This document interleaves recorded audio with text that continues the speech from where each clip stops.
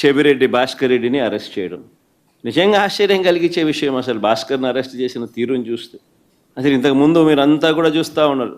సంవత్సరం నుంచి ఏ రోజన్నా కానీ భాస్కర్ పేరు లిక్కర్లో ఎక్కడన్నా కనిపించిందా, వినిపించిందా? ఎవడన్నా విన్నాడా? ఎవడన్నా ఎప్పుడన్నా విన్నాడా? భాస్కర్ని ఇరికిచ్చేందుకోసం తప్పుడు సాక్ష్యాలను క్రియేట్ చేస్తూ ఉన్నారు.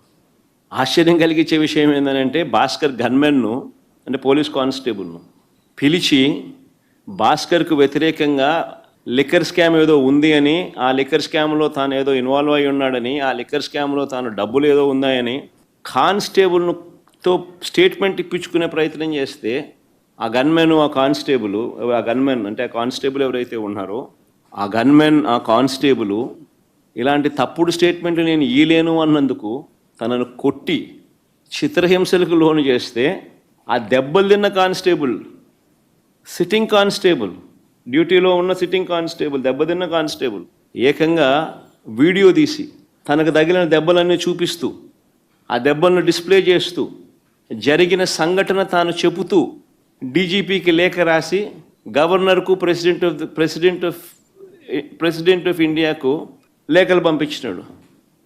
కోర్టులో కేసు వేసినాడు. నిన్న ఆ కేసు హియరింగ్ కూడా వచ్చింది.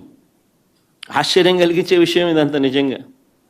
చెవిరెడ్డి భాస్కర్ రెడ్డి పేరు సంవత్సరంగా ఎప్పుడు చూస్తూ ఉన్నాం. ఏ రోజు కూడా కనీసం ఎప్పుడు దీంట్లోకి ఎప్పుడు ఎవరు ప్రస్తావించిన కూడా లేదు. గతంలో కూడా ఎప్పుడు సడన్గా భాస్కర్ పేరు తీసుకొచ్చారు.